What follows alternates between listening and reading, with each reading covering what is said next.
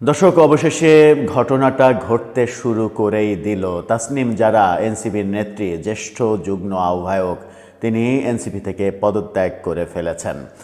পদত্যাগ যখন করছেন তখন প্রশ্ন উঠেছে যে আগামী নির্বাচনে তাহলে কি হবে, এবং নির্বাচনে অংশ নেওয়ার জন্য যে ক্রাউড ফান্ডিং নিলেন, বিকাশ ব্যাংক অ্যাকাউন্টের মাধ্যমে মানুষের কাছ থেকে টাকা নিলেন, সেই টাকারই বা কি হবে? তাহলে কি তিনি মানুষকে ধোঁকা দিলেন? এই প্রশ্নগুলো সামনে এসে যাচ্ছে। এনসিপি থেকে তাসনিম জারার এই খবর, মানে পদত্যাগের খবরটা মুহূর্তেই ভাইরাল হয়ে গেছে। কিছুক্ষণ আগে এই ঘটনাটা ঘটেছে। খবরটা নিশ্চিত করছে বেশ কিছু গণমাধ্যম, এবং তিনি নির্বাচন নিয়ে কি ভাবছেন, যে টাকা তুলেছেন সেই টাকা নিয়ে কি ভাবছেন। দর্শক, গ্রামে একটা প্রবাদ আছে, বাঁশের চাইতে কঞ্চি যখন বড় হয়ে যায় তখন সেই কঞ্চি মানুষের জন্য বিরক্তির কারণ হয়, এবং অনেকেই মনে করে যে বাঁশঝাড়ে এত বড় বড় কঞ্চি থাকার কোনো প্রয়োজন নেই, কারণ সেই কঞ্চিরা ভাবতে শুরু করে যে তারা বাঁশের চাইতে অনেক বড়।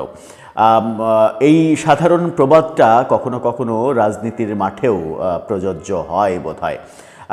সদ্য ভূমিষ্ঠ হওয়া একটি রাজনৈতিক দল, কিন্তু সদ্য ভূমিষ্ঠ হওয়া রাজনৈতিক দলের মতো আচরণ তাদেরকে কখনোই আমরা করতে দেখিনি। তারা অনেক বেশি ম্যাচিউর দাবি করেছিল নিজেদেরকে, কিন্তু ম্যাচিউর দাবি করে কর্মকাণ্ডের বেলাতে গিয়ে সব যেন তালগোল পাকিয়ে ফেলেছে। নির্বাচন যখন একেবারে হাতের নাগালে, নাকের ডগায়, ঠিক সেই সময় এলোমেলো হয়ে যাচ্ছে এনসিপির রাজনীতি। বিশেষ করে তারেক রহমানের দেশে ফেরাটা সব কিছুই যেন এলোমেলো করে দিচ্ছে। আমরা গতকালকেই জানিয়েছিলাম এনসিপিতে বড় ভাঙন শুরু হবে, এবং সেই ভাঙনটা আজকেই শুরু হয়ে গেল। তাসনিম জারা প্রথম ব্যক্তি, প্রথম না দ্বিতীয় ব্যক্তি, এর আগে যুগ্ম আহ্বায়ক একজন পদত্যাগ করেছেন একদিন আগেই, কিন্তু ঘোষণা দেওয়ার পরে তাসনিম জারা প্রথম ব্যক্তি যিনি পদত্যাগ করলেন। এরপরে হয়তো একের পর এক এই খবরগুলো আসতে থাকবে। তাসনিম জারার ব্যাপারটা প্রথমে নিশ্চিত করছে খবরের কাগজ, তাদের শিরোনামটা দেখে নিন। সেখানে বলা হচ্ছে এনসিপি থেকে পদত্যাগ করেছেন তাসনিম জারা। তারা তাদের খবরে বলছে যে পদত্যাগ করেছেন এই নেত্রী। পদত্যাগ করে তিনি এনসিপির দলীয় গ্রুপে লিখেছেন, প্রিয় সহযোদ্ধাগণ, আমি দল থেকে পদত্যাগ করেছি। গত 1.5 বছরে আপনাদের থেকে অনেক কিছু শিখেছি, সেজন্য আন্তরিক কৃতজ্ঞতা। কিন্তু দল গঠন কিন্তু 1.5 বছর হয়নি।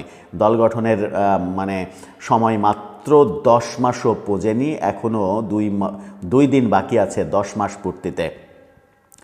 10 মাস 10 দিন একটি শিশুর মানে জন্ম হতে সময় লাগে, কিন্তু সেই যে মানে সেন্সিটিভ পিরিয়ড, শিশুর জন্মকালীন সময়ে যখন এনসিপি ভালো ভালো শিশু প্রসব করবে, ঠিক সেই সময় যদি শিশু মৃত্যুর ঘটনা ঘটে তাহলে দলের জন্য খুব বাজে পরিস্থিতি তৈরি হবে। তিনি আপনাদের জন্য শুভকামনা রইল, এমনটা গ্রুপে লিখেছেন। তাসনিম জারা তার অফিসিয়াল ফেসবুক পেজে লিখেছেন, প্রিয় খিলগাঁও সবুজবাগবাসী, আমি আপনাদের ঘরের মেয়ে। খিলগাঁওয়ে আমার জন্ম, বেড়ে ওঠা। আমার স্বপ্ন ছিল একটি রাজনৈতিক দলের প্ল্যাটফর্ম থেকে সংসদে গিয়ে আমার এলাকার মানুষের, দেশের সেবা করব। তবে বাস্তবিক প্রেক্ষাপটের কারণে আমি কোনো নির্দিষ্ট দল বা জোটের প্রার্থী হিসেবে নির্বাচনে অংশগ্রহণ না করার সিদ্ধান্ত নিয়েছি।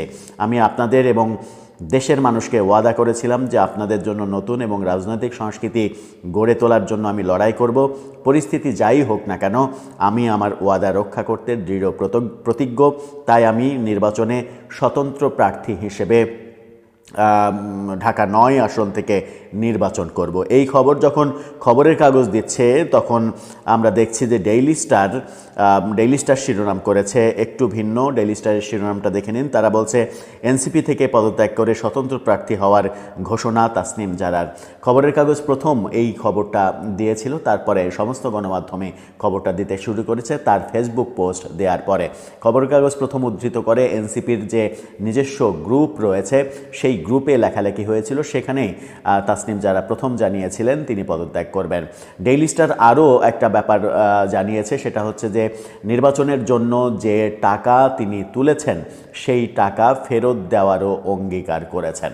কিন্তু এতজন এত কোথায় থেকে কে কিভাবে টাকা দিয়েছে সেই হিসাব রাখা কিভাবে সম্ভব, কিভাবে সেই টাকা ফেরত দেওয়া সম্ভব, এটা একটা বড় প্রশ্ন। নাকি তিনি যখন স্বতন্ত্র নির্বাচন করবেন তখন বলবেন আমি তো নির্বাচন করছি, আপনাদের সেই টাকা দিয়েই আমি নির্বাচন করব।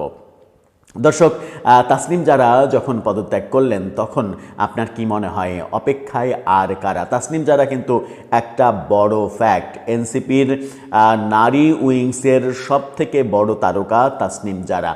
তাসনিম জারা বৈষম্যবিরোধী আন্দোলনের সঙ্গে ওইভাবে ফিজিক্যালি ওতপ্রোতভাবে জড়িত ছিল না, কিন্তু এনসিপি গঠনের প্রাক্কালে আমরা তাকে এনসিপিতে দেখেছি।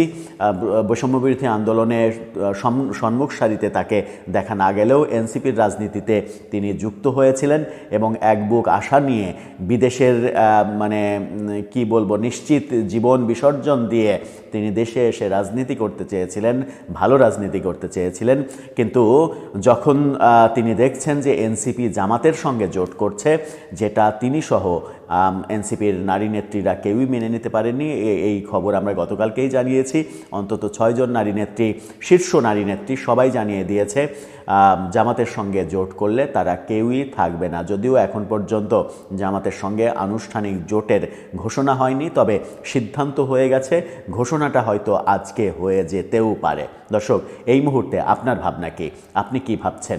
এনসিপির রাজনীতি কি গোড়াতেই তাহলে শেষ হয়ে গেল, যেটা রিফাত রশিদ কিংবা আব্দুল কাদেররা ফেসবুক পোস্টে আশঙ্কা করেছিলেন? আপনার মতামত জানিয়ে লিখতে পারেন আমাদের কমেন্ট বক্স।